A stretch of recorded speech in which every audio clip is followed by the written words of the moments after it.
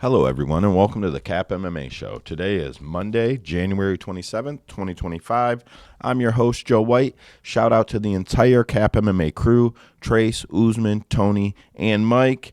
I have a full show planned for you today, UFC, GFL, PFL, BKFC. So Tommy toe hold, and let's do this shit.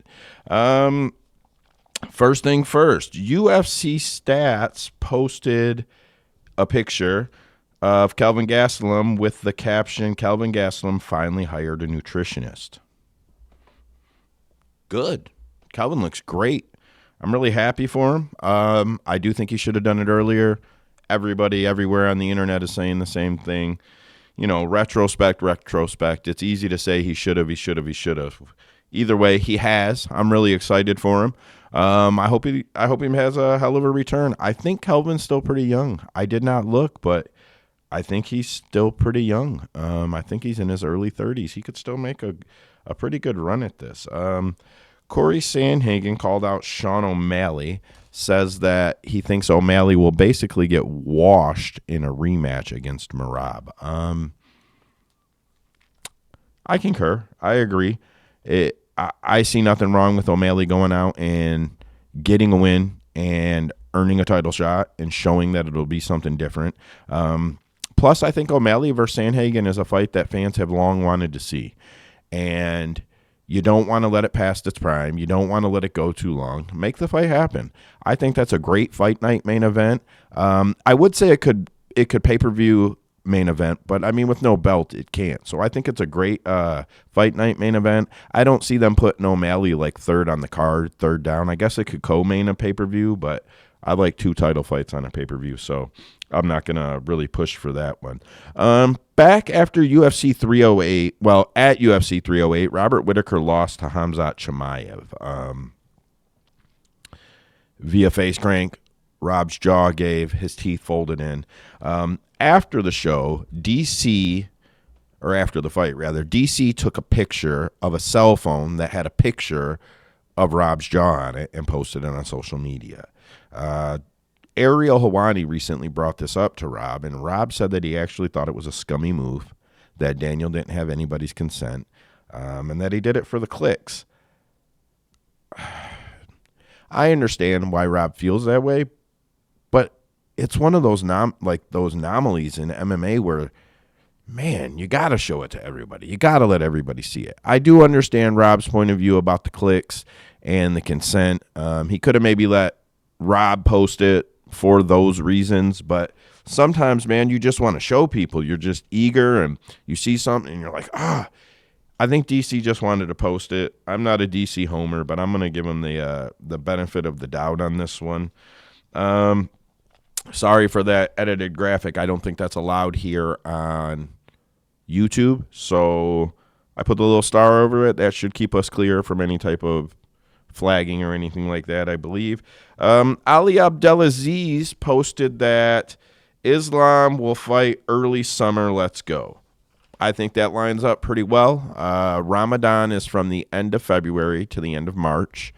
Add 8 to 10 weeks after that. That puts him at the end of spring, early summer. The storyline I'm following is whether or not Islam is going to go up to 170. I want him to go up to 170. I think Islam's a great fighter, dominant champion. I have nothing bad to say about him. But I will say I've never been excited for an Islam Makhachev fight. I've never said, man, Islam's fighting. It's must see.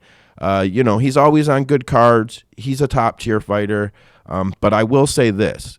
If Islam Makhachev goes up to 170 pounds for the first time as a UFC fan, a long tenure as a UFC fan, I will be excited to see an Islam Makhachev fight. I will be excited for the prospect of him becoming a champ, 2-division champion, and I will also be excited at the prospect that he could go up to 185 and fight for a third belt. Whether or not I think he could win or who I think he could beat, that doesn't matter. I'm an MMA fan. I'm a UFC fan. And when guys do big things and the crowds are big and the cards are big and the draw is big and the buildup is big, it's fun. It's exciting. So I want to see Islam go up to 170 and then 185. A side note on that is everybody knows that Bilal and Marty Usman have some problems, and that it was questionable whether or not Islam would go up and fight Bilal. And then Islam said that if he had to, he would fight Bilal because it's his dream to become a 170-pound champion. After that, Usman went on the Pound for Pound podcast. Usman, who has been calling Bilal out, saying, I could beat him when I'm ready. He don't want this smoke. Taking all those little jabs. Soon as Islam said he would go up, Marty Usman on the Pound for Pound podcast talking about, I think Islam should go up. I think he should do it. Bilal ain't really been around that long, and, he ain't really got no loyalty to him like that. I think Islam should do it, He should do it. Of course you think he should do it, Marty. You want him to do your dirty work. You've been calling Bilal out and poking the bear and trying to make him sound like you're the better version of Bilal since he's been champion. And you know that he'll put work on you. You know that Bilal is not someone you're going to put away, or at least not someone you're going to put away easily. So now you're trying to use your social media platform to get Islam Makhachev to do your dirty work for you. Man, oh man. What else do I got on the list here? Aline Perez and Tracy Cortez. So last week I talked about how Tracy posted on social media, I don't do this for the clout. I really want to fight you, calling out Aline. And I called Tracy out. Like, you don't go to TikTok to make a post about a fight you didn't start and say, I don't do this for the clout. Turns out Tracy did try to start that fight. Turns out she may have tried to start that fight 3 times during Aline's fight week. I will say this. I do not agree with Tracy going after Aline during her fight week. I just can't get down with that. If you want to fight her, fight her. That's what you guys do for a living. Call the matchmakers, get the fight booked, make the walk, go on TV, or show up at the gym when she's not getting ready for a fight and get that work. But don't try to screw up her fight week because for whatever reason you have. I think it's low class. I would hope that Tracy Cortez is above that. That's all I'm going to say about that. I don't want to I don't want to dog anybody out too much. I hope Tracy just makes the fight happen in the UFC and we can move on. Anthony Smith recently revealed that he tried to compete in Power Slap, but Hunter wouldn't even present it to Dana White. Good on Anthony. I'll be honest. I have no problem seeing UFC fighters go over there. I thought Cowboy was going to go. I wanted to see Cowboy do it. These guys have name value. These guys still have value as combat athletes after the UFC. I know Power Slap seems dumb to many because they don't defend themselves, but it's a blow or 2 or 5. And they get a paycheck. And these UFC fighters are still going to draw big money to go over there. Look at BKFC. UFC fighters former UFC fighters are building that brand on their back. And, with their hands, I'm not saying that like it's, all name value. I'm saying on their back. They are building it on their back. Dana White needs to recognize that. Power Slap is big. It would be bigger. I tell you what, I think more people would tune in to see Anthony Smith do Power Slap next week than they would tune in to see him fight. And that's not a knock. It's just to see an MMA fighter go outside of the box and do something different. Everybody tunes in. It's a must-see event when that happens. So I, for one, think that once Anthony gets his next fight in and once he gets that retirement done, they should let him get that smoke and Power Slap. I'll tune in. I don't tune in on time. I look him up afterwards. Get me to tune in on time. Let Anthony Smith get in there. Clay Guida, Clay Guida appeared to announce his retirement on IG. First thing first, this image is MMA Fighting, MMAfighting.com's image. I did not make this image. I just found it on Google, or actually I found it on X, to be honest.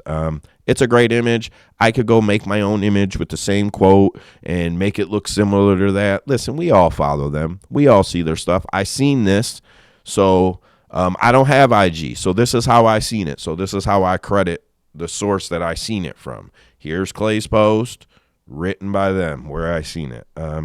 He appears to retire, but then he doubled back. I don't have them all loaded up. And said, this is not my retirement. What was his exact quote here? This is simply a thank you for now and a passing of my UFC torch to the next generation of warriors and wrestlers. I'm not mad at him. GFL probably got some money. I just think it looks like a retirement deal. But power slap, arm wrestling, GFL, PFL, I don't care where Clay goes to get some money. And it ain't just about saying like he's broke, but I don't care where Clay goes to keep getting after it until you choose not to, Clay Guida. From there, Conor McGregor, Logan Paul, and Jake Paul recently went to Donnie T's inauguration, and there were a few clips that went around. I don't know who they belong to, so I'm not going to post them. But the three of them went to the inauguration, and there were some clips of Conor McGregor talking trash to Logan Paul, and then there was another clip of him talking trash to both Paul brothers on the back of a bus. Conor appeared to be at the very back of the bus, and in the seat in front of him was Jake Paul, and the seat next to him was Logan Paul. And Conor was saying that they're a side job, basically telling them that he could beat their ass. I will say this. Conor McGregor has a lot of faith in the fact that the Logan boys, or the Paul boys, Conor McGregor has a lot of faith in the fact that the Paul boys were raised correctly, because they could have put work on him in the back of that bus. They could have whooped his ass standing there talking trash to him. Logan is much bigger than Conor, much bigger, and he's in shape. He is an athlete. You can discount the WWE all you want, or his boxing match with Floyd, but Logan is an athlete. Jake Paul is a boxer. He may not be world class, you're top 5. I don't care. I don't want to hear that shit. Them boys are fighters, and they are bigger than Conor. Man, I would say that Conor should be grateful that they can recognize a man with a drug problem, an old man with a drug problem, and laugh at him as he walks away instead of putting him in a corner and pummeling him. And you can say that everything they do is for the likes, but let's be very clear. If they pummeled him in the back of that bus, that would do more likes, more views, more whatever matrix you have than everything all three of them have done in the last 12 months combined. And it would not even be close. And I know about the Mike Tyson fight. But let's be clear. If the Paul brothers beat down Conor McGregor in the back of a bus because he was running his mouth, it would be on mainstream news today. So, I don't know. Conor must have faith that they are better people than he is. What else do I have from here? Speaking of Conor McGregor, Bare Knuckle FC. Bare Knuckle FC. KnuckleMania 5 is in the books. 12 fights. 2 fights went the distance. 8 ended by knockout, 1 disqualification, and 1 corner stoppage. Ariel Hawanid posted tonight's BKFC KnuckleMania 5 attendance at Wells Fargo Center in Philly is 17,762. That's more than any MMA or boxing event in modern history. I think that's awesome. BKFC, I haven't been to a live event. They get a little bit closer to me. I can't wait to go.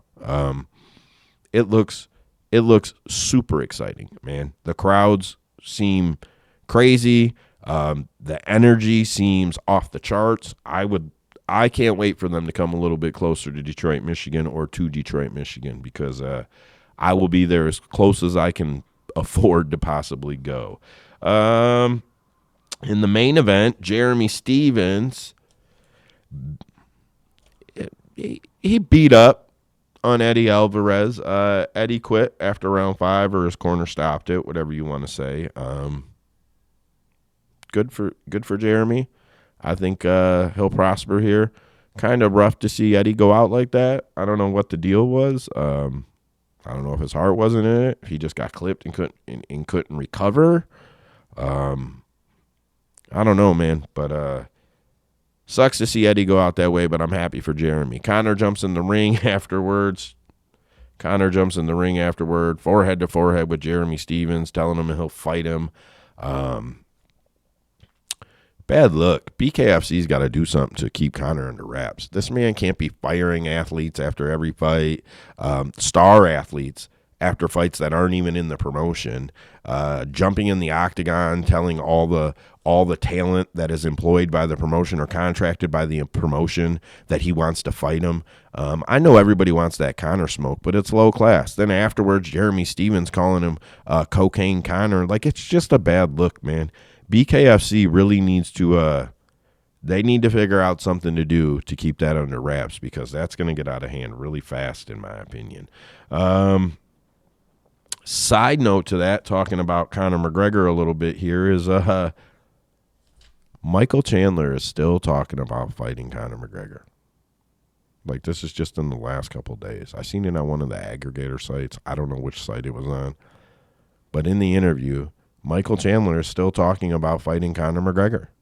He's still talking about he thinks that the animal inside of Conor will bring him back. And fucking let it go.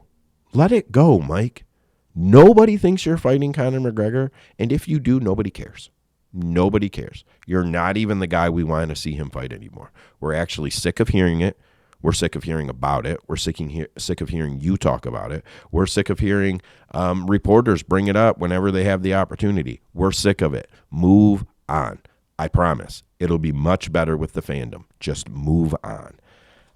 From there, what do I got? In the co-main event, Ben Rothwell became the BKFC heavyweight champion, knocking out Nick Terrell in 36 seconds. Ben was an underdog going into that fight, made work.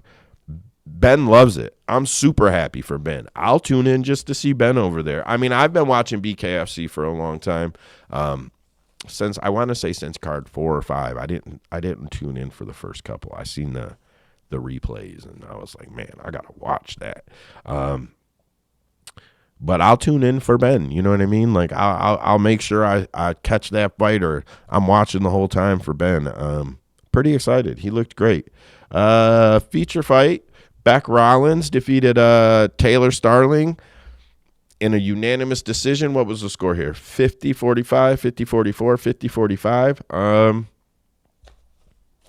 I don't know. I like Beck Rollins. I always have. I know some people aren't real hot on her. I like Beck. I think she's all right. Those are all the BKFC fights I think MMA fans would be especially interested in. Mark Hunt did call out Ben, and Ben Rothwell responded with, "Let's fucking go, motherfucker. Let's do it." I suppose the lawsuit business isn't paying as well as Mark Hunt thought, so he needs to get back in there and throw some hands. So I think Ben's a great guy to knock him out, because let's be clear, Ben Rothwell is knocking Mark Hunt out. Easy work.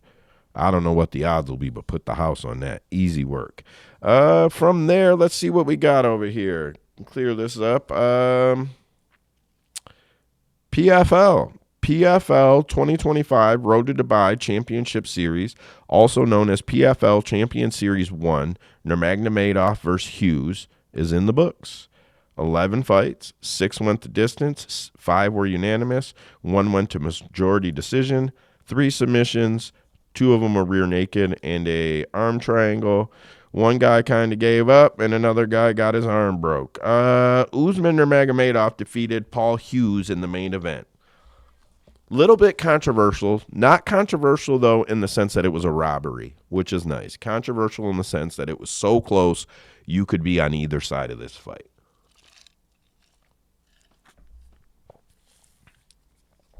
So the scorecards, I know I got those loaded up somewhere. Here, let me see. All right, there we go. So the scorecard for the fight, only round 3 did all 3 judges score the round the same. There was a judge that scored the round differently in all 4 of the other rounds. In round 3, there was a point deducted, so it went 9-9 all the way across. They all would have had it for Usman. Super close fight. A lot of people thought Hughes should have had it. A lot of people thought that Usman was rightfully got his hand raised. I have no problem with the decision. Did I think Paul could have won? Maybe, but if the point hadn't got deducted, no. So, no. I mean, I think the decision is just fine. I have no real issue with the decision. I don't think anybody has any real issue with it. I don't know. It's going pretty. There's a lot of conversations about it online. What did I have here? In the co-main event, Vadim Nemkov, I say his name wrong. I know I say his first name wrong. But Nemkov defeated Tim Johnson via rear naked choke in 3 minutes and 8 seconds, round 1. Also ending his contractual obligations with Bellator and PFL. The UFC's got to get him, man. Don't let him end up in GFL or back with PFL. Please get him. And when you can, scoop up Paul Hughes and Dakota Ditcheva too. We'd be appreciative of that. Both of them, all three of them should be in the UFC in my opinion.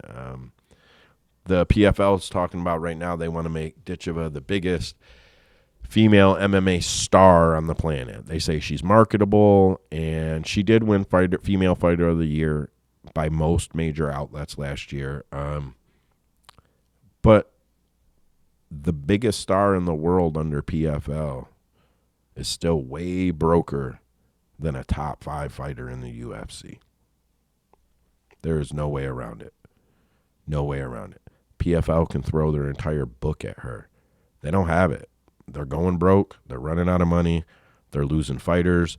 It seems like week by week, they're dropping fighters. GFL just popped up. Seems like more people are going to try to figure out how to get on the GFL bandwagon. All they got to do is start another team. They need 2 fighters in each weight class, and they got a whole nother team. So I think you're going to find a lot of guys trying to get teams together. Yeah, PFL is a sinking ship. It is the Titanic of MMA. The investors and the fighters are the passengers. I have been saying this. Yeah, I wish all of their fighters the best to get out of there. Has anybody seen Shane Burgos? The fuck happened to him? Like, he went to go be a star at PFL, and he fucking disappeared. He might be fighting, but no one ever knows about it. Dude was in the headlines every week. He was on all the top MMA channels every week. He was a rising star, and then he signed some PFL contract so he could be the man, and they fucking buried him. Save Shane Burgos too, UFC. Save Shane Burgos too. I don't know if you're mad at him, but forgive him and save his ass. From there, we can lead right over to the GFL.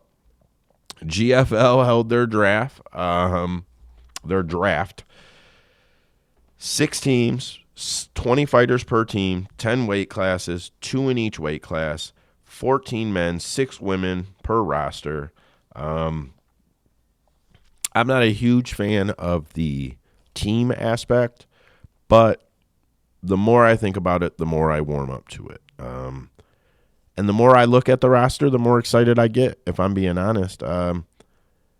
I'm not real big on the team thing and the point system. There's going to be a point system where, like, a finish is worth 3 points, decision is worth maybe 2 points. I don't know. I don't remember the exact. Let me see. I might have put it here. I did not.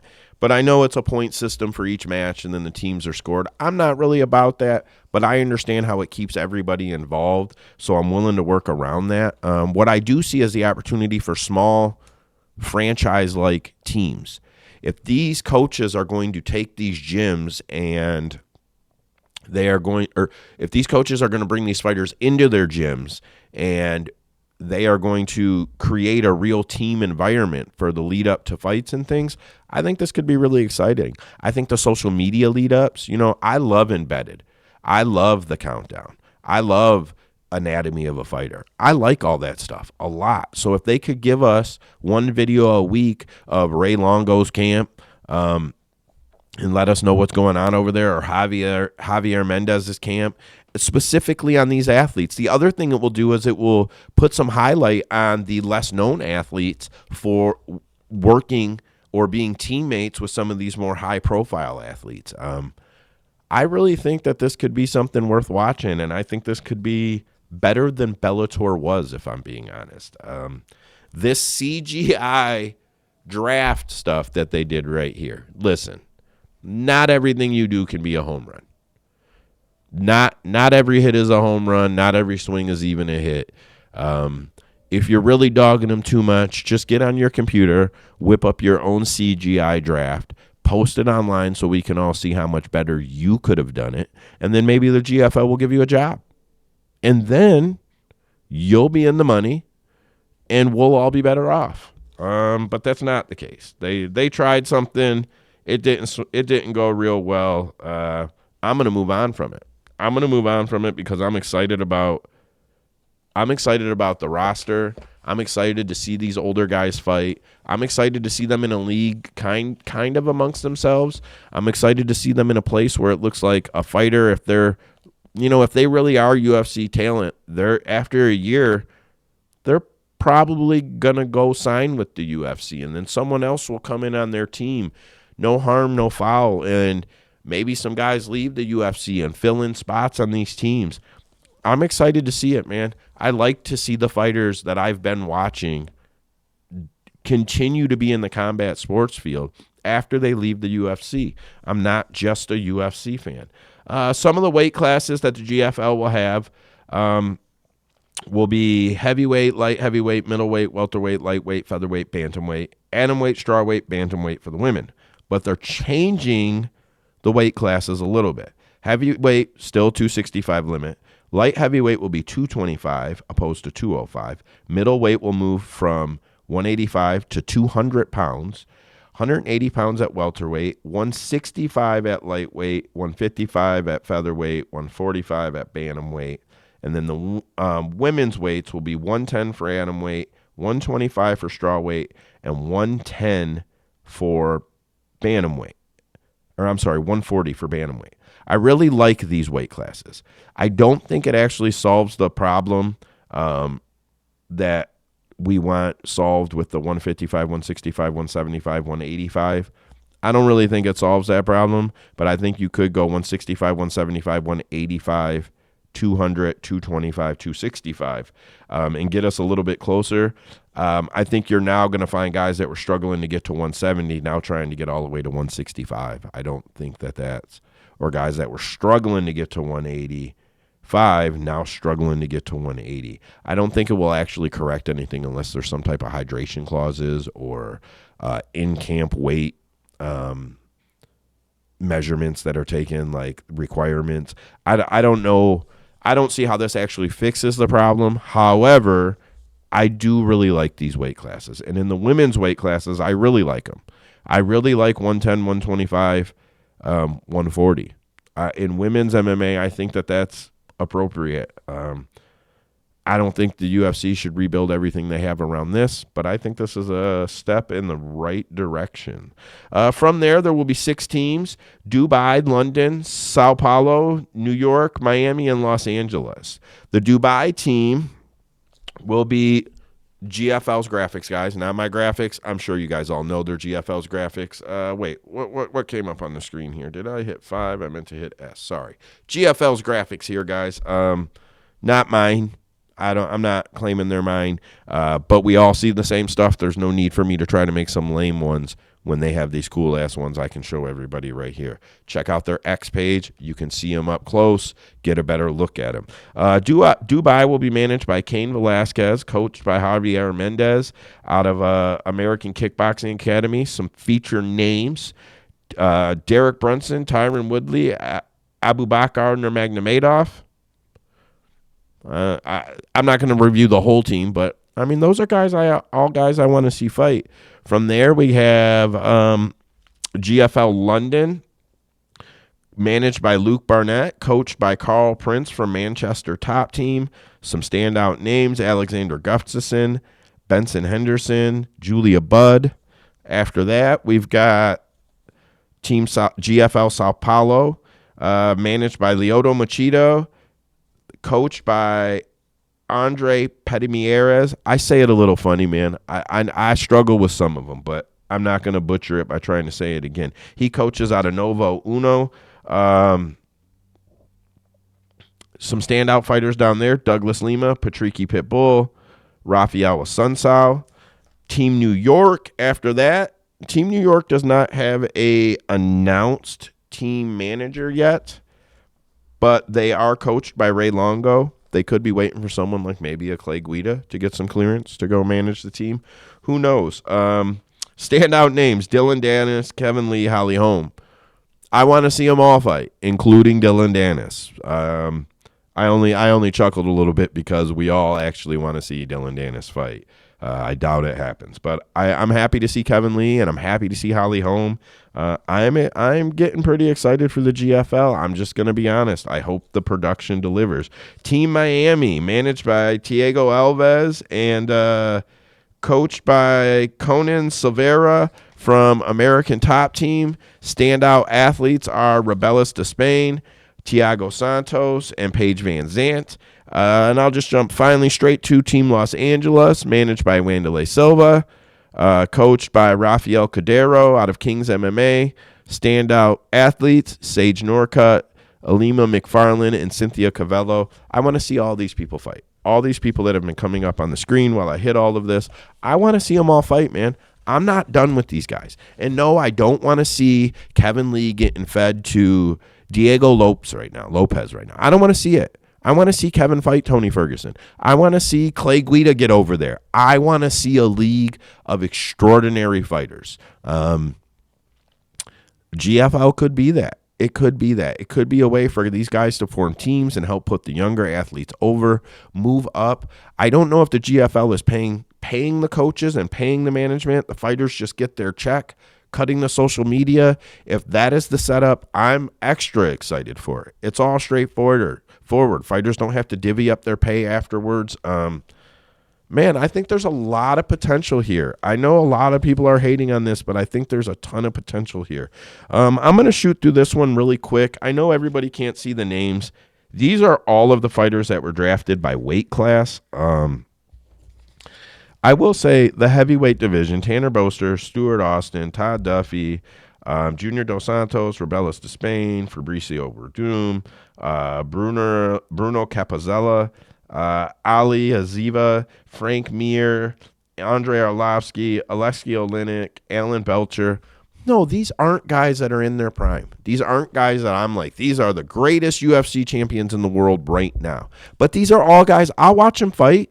I will watch them fight till they're 45, 46, 47. I mean, there will come an age where it's like, okay, these guys are getting geriatric, right?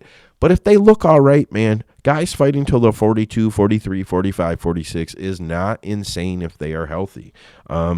Plus, I'm fan, man. I want to see this stuff. I want to see it. Some of these divisions don't look bad at all. I'll go, and I'm not going to read through all of them, but the middleweight division, it has Musasi, Rockhold, Brunson, Romero, Lombard, Lima, Silva, Uriah Hall, Weidman, Phil Haas. Like, these are fun divisions. I want to see these fights. I do want to see this. And anybody who's saying they don't want to see it, you're just being a hater. You're just having a problem with it to have a problem with it. If you're a UFC fan, fine, you're a UFC fan. But if you're an MMA fan, it's pretty hard to not want to see this, especially when our other best option is the fucking PFL. Women's divisions, they've got some pretty good women fighters over there. Here's one I'm going to go to, though. I am going to go to a post by I don't know if I say this right, but it's Ovin Vintage. I don't know if I said that right. I don't know him. It's a male in the picture, so I'm going to call him him. I don't know them, but they posted this on X, and I thought it was a pretty interesting post. So in the GFL, the average fighter age is 35.7 years old. Oldest team average is Miami at 36.7. Number of fighters 40 years or older is 32. That's 31 because I know Rashad was drafted when he wasn't supposed to be. Fighters 29 and below, 15. Fighters older, age of the oldest fighter on the roster, 47, and there's 3 of them. Age of the youngest fighter on the roster, 21. Again, I don't know Ovin Vintage. I believe I said that correctly. It's at OVINVITAGE. Hanage on X. It's on the screen here. Pause it, zoom in, take a screenshot, do whatever you got to do. He seems like a pretty good follow over there.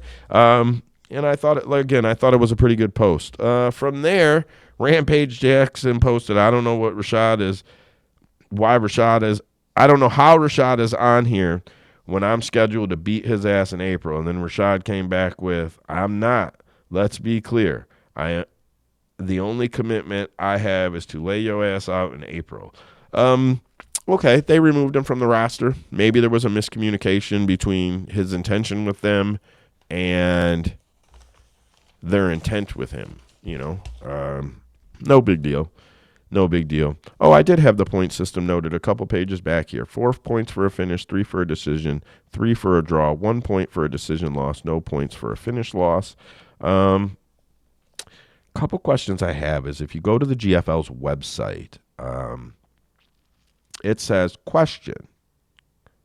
No, this was not their website, but I bet you this is on their website. This was a thread, a Q&A thread they put out with all their own questions and all their own answers. Question, what does being signed mean? Answer, signed, teams and athletes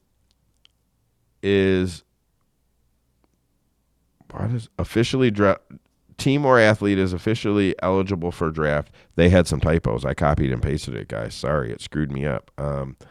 To be chosen by the 6 GFL teams, team managers, and coaches to compete in the GFL. Next question.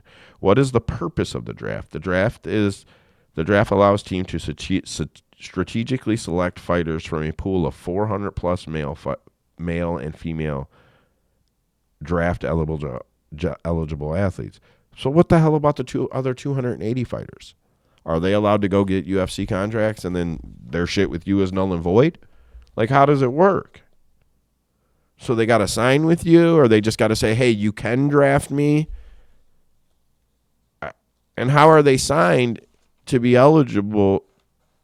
I don't understand it. It seems like it could prevent guys from getting other opportunity without the GFL's consent, which I don't like, but I'm still excited for this.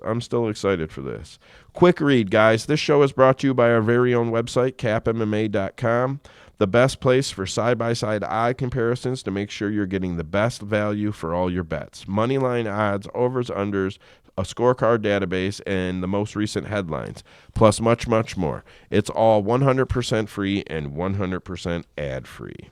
CapMMA.com. If you go there, it's going to say the website is unsecure. Listen, there's nothing for the sign up there. I'm going to tear the sign up off of it, and I don't have to secure it anymore. There's no information exchanged on the site. There's no ads. There's no malicious wear. Just click advance. All right, Karate Combat 52 is in the books. 15 fights, 5 knockouts, 3 pit submissions. I'm sure some MMA fans would be interested to know Rebelis Despanius just got his second knockout in under 10 seconds in Karate Combat. Tough spot for that man. Struggling in the UFC. Way too good to be outside of the UFC. I'm curious to see how it goes for him in the GFL when he gets work with some older guys. And there is a little bit of younger talent for him to fight. Curious to see where that lands for him. Karate Combat president Azim Zaadi, also known as President Awesome, he's been vocal about one championship not paying their fighters. He even declared a war on one on social media, stealing their athletes, and it just went on from there. I bring that up because one of our guys at CAP MMA, Trace Pick Fights, posted to Saidjakub Kakramanov, you still fighting for KC? Saidjakub replied, no, because they are out of money and haven't paid fighters since at least the last 2 shows. Why do you think they're doing shows back-to-back in Miami? They're out of money. The irony, if if they are not paying fighters after he campaigned against one championship. And he's currently campaigning against Don Davis. He's currently dogging Don Davis out, saying he has no industry knowledge. Maybe he's trying to get a job over there because Karate Combat is broke. I don't really know. But just a shitty situation. Karate Combat's pretty cool. I've watched some of their events, not all of their events. If they are running out of money, I hope someone steps in, buys a piece of it, helps them out. I know they do some weird stuff with crypto. Maybe they can do a pump and dump or something. I don't know. Figure out something, boys. All right, we're getting near the end here, folks. Let's see what I got after this. So the next thing up is going to be a post by the MMA Oracle. Man, this paper will not separate here. Or I'm sorry, Fight Oracle at Fight Oracle. So this was posted in a group chat that I'm in, and he was replying to a post by T-Mac at TMAC604, hearing Netflix is frontrunner for the next UFC deal. Apparently, all events will be free on Netflix. Heard anything at Fight Oracle? This is a subject we've been talking about in the CAP MMA spaces before we were on air here since late 2023, actually. And we were sincerely, I think, the first people to talk about that it may go to Netflix. I understand that it's the front runner. And I understand that that everybody wants them to get away from the pay-per-view model. I understand a $30 a month package with Netflix, a sports package of some sort, or a $20 a month package is much better than buying pay-per-views. But anyways, here's what Fight Oracle had to say. I think that's right. TKO had Bloomberg plan a story about seeking $1 billion to announce to the market their general expectations. Netflix added 19 million subscribers in Q4, quarter four. They can slow play sports in the media all they want, but they like sports a lot. And then he added a reply that said, I think the deal with Netflix is at least partially done already. TKO doesn't need ESPN. They definitely don't need pay-per-view either. I think Netflix takes 6 to 8 super premium events. ESPN and whoever else gets the other stuff. Netflix will do the behind-the-scenes doc that Roku had. It was great. So, I mean, this is pretty much what everybody else has been saying. This is kind of what we were saying for a while now and what I've heard some other people saying. However, I don't think anybody has actually done hard research. The UFC, they're going to struggle to be on multiple networks. The only way that this is going to work is that if all of the pay-per-view events, the premium events, are on one service, maybe add a couple more just so it's not strictly those. All of the fight nights are on another, and then Tough and Contender are on another. The NFL's average regular season viewership for a game is 17.5 million people. 17.5 million people per game. Not per week, per game. If the UFC were free and Conor McGregor fought Khabib Nurmagomedov and it was undercarded by John Jones versus Tom Aspinall, and all you had to have was some service, 17.5 million people are not watching. You might not like to hear that. You might say, oh, fuck that. Yes, they will. No, they won't. No, they will not. No, they will not. The UFC doesn't have the numbers to spread themselves too far. I'm sure that they can hit 2 networks to get a double deal because that's where the money's going to come from. But it's not just going to be some free super events. And I'm actually not even confident that their value is there without selling pay-per-views at this point. Even the NBA is averaging 1.8, 1.9 million viewers per game. Even if it's free, I think that those would be top numbers for the UFC. I think that those would be top numbers for the UFC. And they have a one event per week. One event per week, and it's not even every week. It is if you start counting in all of the shows and everything, but I'm not sure that they can spread themselves as far as Dana White has led everybody to believe. But whatever it takes to get away from the pay-per-view model, all for it. So in order to get away from the $12 a month for ESPN and the $84 a month for the pay-per-view, and the way that they'll make you feel better about this is you'll need a $20 Netflix subscription, you'll need a $13 ESPN subscription, and now you might need a $15 Paramount subscription, and there still might be just a couple events every year that you have to pay for because those are special. The UFC is in no hurry to make anything cheaper for us. Record gates, record merch sales, record this, record that, record this. They are in no hurry whatsoever, I assure you. All right, we're getting to the very end here. A couple of quick fight announcements that popped up that, I'm just excited about. These aren't all of the ones since the last time I was on air, but these are the ones that I like the best.